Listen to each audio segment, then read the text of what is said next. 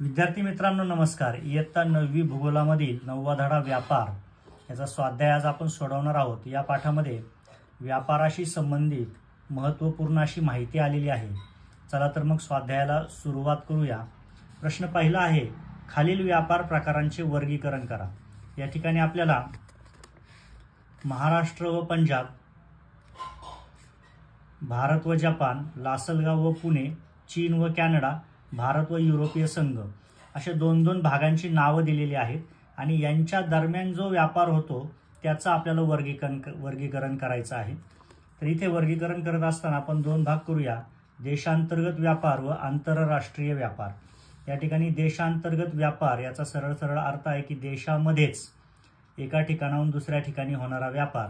तर आंतरराष्ट्रीय व्यापार याच्या नावावरून आपल्या लक्षात येतं की दोन भिन्न देशांमध्ये होणारा व्यापार। या दृष्टीने या 5 घटकांचं आपण वर्गीकरण करूया। तर देशांतर्गत व्यापारामध्ये महाराष्ट्र व पंजाब हा व्यापार येईल, कारण महाराष्ट्र व पंजाब हे दोन्हीही आपल्या भारत देशामधली राज्य आहेत आणि यांच्यामध्ये होणारा व्यापार हा देशांतर्गत व्यापारात येईल। त्याचप्रमाणे लासलगाव व पुणे ही आपल्या भारतातील किंबहुना आपल्या महाराष्ट्रातील शहरं आहेत आणि यांच्यामध्ये होणारा व्यापार सुद्धा देशांतर्गत व्यापारात येईल। आता आंतरराष्ट्रीय व्यापारामध्ये पाहूया, भारत व जपान, चीन व कॅनडा, भारत व युरोपीय संघ हा जो व्यापार होणार आहे हा आंतरराष्ट्रीय व्यापार आहे, कारण या प्रत्येकामध्ये जे समाविष्ट देश आहेत हे भिन्न देश आहेत, वेगवेगळे राष्ट्र आहेत, त्यामुळे यांच्यामध्ये होणारा व्यापार आंतरराष्ट्रीय व्यापारात या प्रकारात येईल।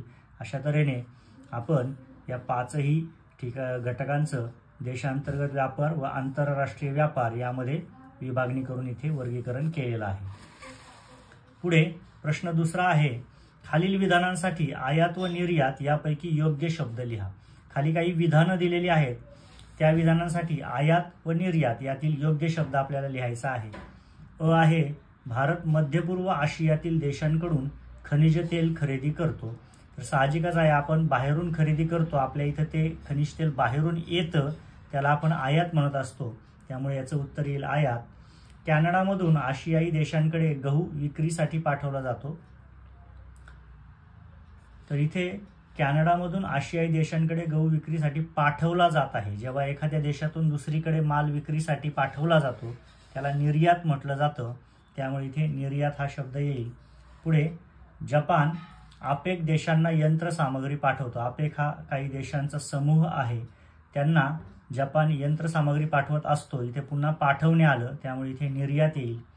पुढे प्रश्न तिसरा आहे, पुढीलपैकी चुकीची विधाने दुरुस्त करून पुन्हा लिहा। आपल्याला काही विधानं दिलेली आहेत, तर त्यापैकी विधानं आपल्याला जी चूक आहे ती दुरुस्त करून लिहायची आहे। पहिला आहे, भारत हा स्वयंपूर्ण देश आहे। हे विधान चुकीचं आहे, कारण भारतातील लोकांच्या सर्व गरजा या भारतातल्या भारतात पूर्ण होत नाहीत। आपल्याला काही गोष्टी इतर राष्ट्रांकडून मागवाव्या लागतात, त्यामुळे भारत हा स्वयंपूर्ण नाही किंवा भारत हा देश स्वयंपूर्ण नाही अशा पद्धतीने आपण हे विधान दुरुस्त करून लिहिलेलं आहे। पुढे दुसरा आहे, ज्या ठिकाणी एखाद्या वस्तूचे अतिरिक्त उत्पादन होते त्या ठिकाणी त्या वस्तूंना मागणी नसते। तर ज्या ठिकाणी एखाद्या वस्तूचे अतिरिक्त उत्पादन होते त्या ठिकाणाहून त्या वस्तूचा पुरवठा होतो, हे आपण विधान दुरुस्त करून लिहिलेलं आहे, कारण अतिरिक्त उत्पादन असल्यामुळे ती वस्तू दुसरीकडे पुरवली जाते, त्या ठिकाणाहून तिचा पुरवठा होत असतो। अशा पद्धतीने हे विधान सुद्धा आपण योग्य बदल करून इथे लिहिलेलं आहे। पुढे तिसरं विधान आहे, स्थानिक स्वरूपाच्या व्यापारापेक्षा आंतरराष्ट्रीय व्यापाराची प्रक्रिया सहज व सोपी असते। तर या ठिकाणी आपल्याला सहज लक्षात येईल की स्थानिक स्वरूपाचा व्यापार म्हणजे जवळच्या जवळ एखाद्या विशिष्ट ठिकाणी चालणारा व्यापार आणि आंतरराष्ट्रीय व्यापार म्हणजे 2 राष्ट्रांमध्ये असणारा व्यापार। तर साहजिकच आहे की स्थानिक स्वरूपाच्या व्यापारापेक्षा आंतरराष्ट्रीय व्यापाराची प्रक्रिया सहज व सोपी असूच शकत नाही, त्यामुळे आपल्याला विधान दुरुस्त करावं लागेल।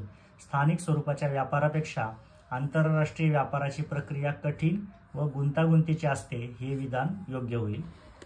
पुढे आग्नेय आशियाई देशात आर्थिक विकास तसेच सामाजिक व सांस्कृतिक सलोखा वाढवण्यासाठी सार्क ही संघटना कार्य करते।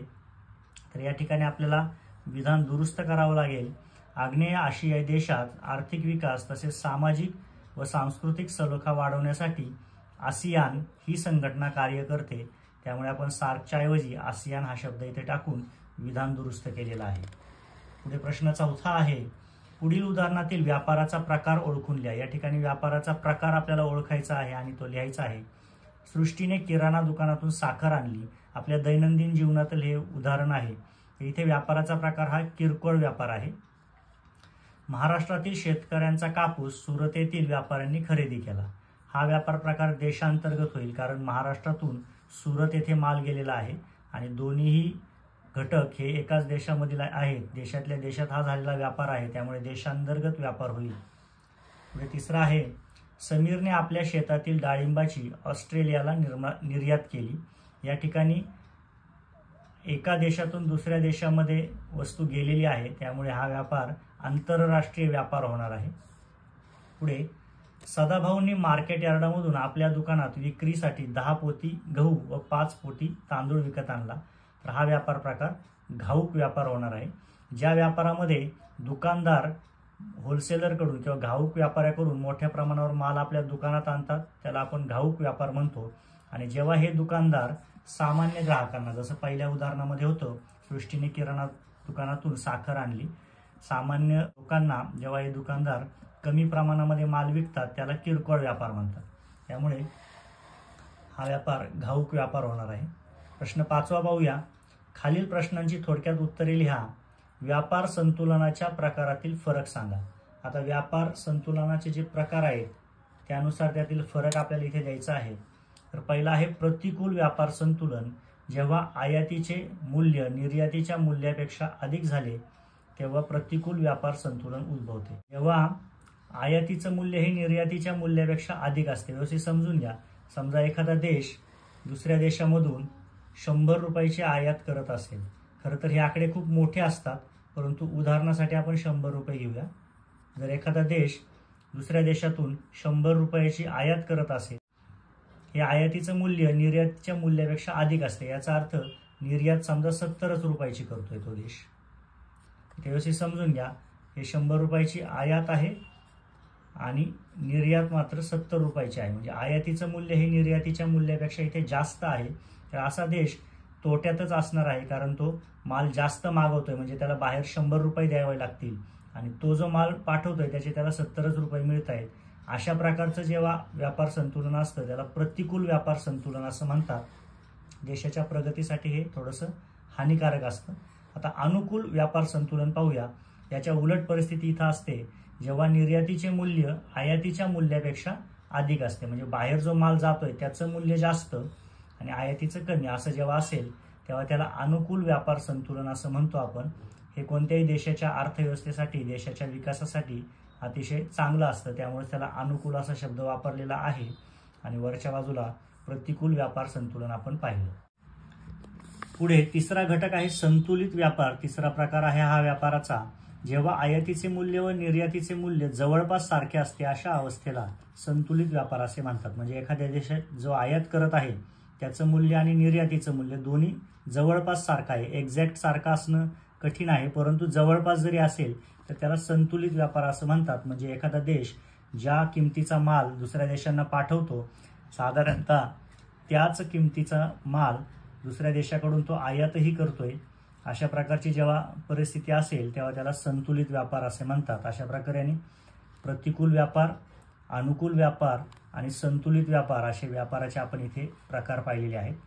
पुढे व्यापाराच्या प्रकाराचे वर्गीकरण दर्शवणारा ओघ तक्ता तयार करा. इथे आपल्याला व्यापाराचा प्रकारानुसार ओघ तक्ता तयार करायचा आहे. तर व्यापाराचा प्रकार आहे वस्तूच्या प्रमाणानुसार आणि प्रदेश विस्तारानुसार. मुख्य 2 भाग येतात.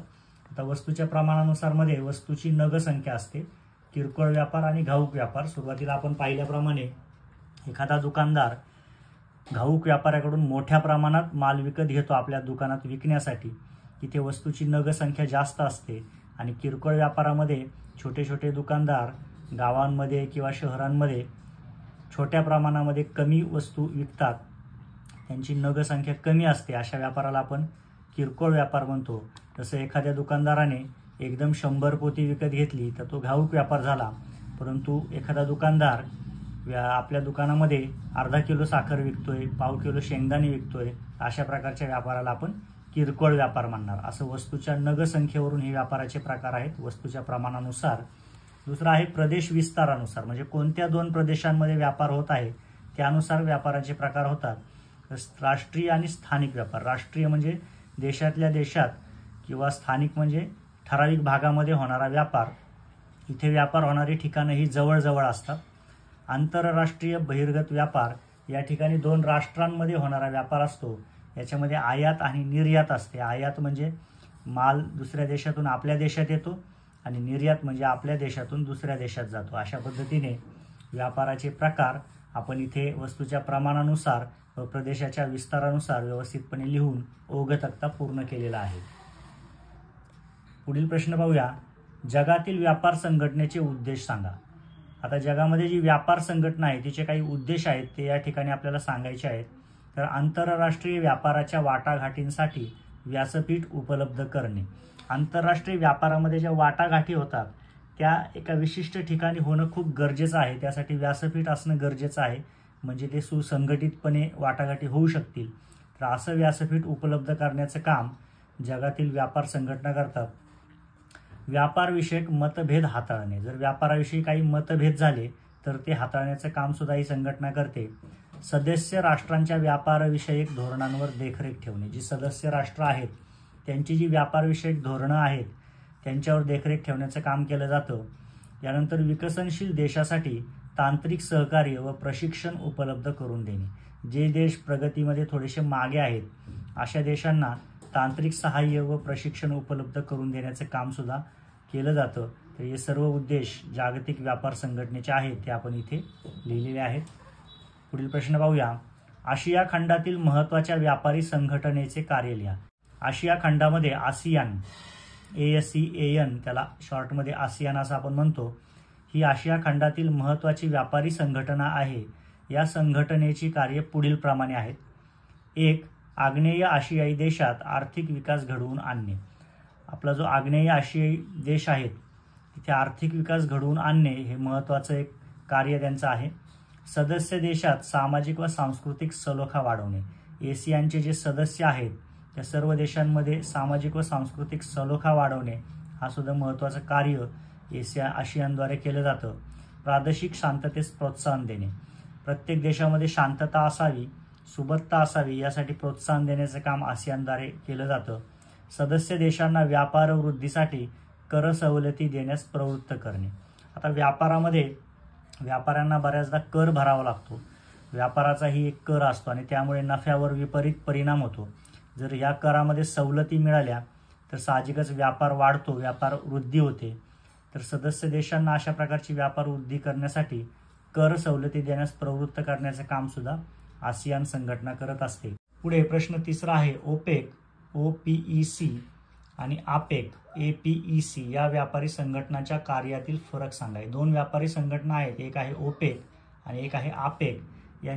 या 2 संघटनांचे जे कार्य आहे त्यांच्यामध्ये काय फरक आहे ते आपल्याला इथे स्पष्ट करायचं आहे. तर पाहूया. एका बाजूला आपण ओपेकचा स्तंभ घेऊया, दुसऱ्या बाजूला APECचा स्तंभ घेऊया आणि फरक स्पष्ट करूया. पहिला मुद्दा आहे ओपेक ही खनिज तेलाचे उत्पादन आणि निर्यात करणाऱ्या देशांची संघटना आहे.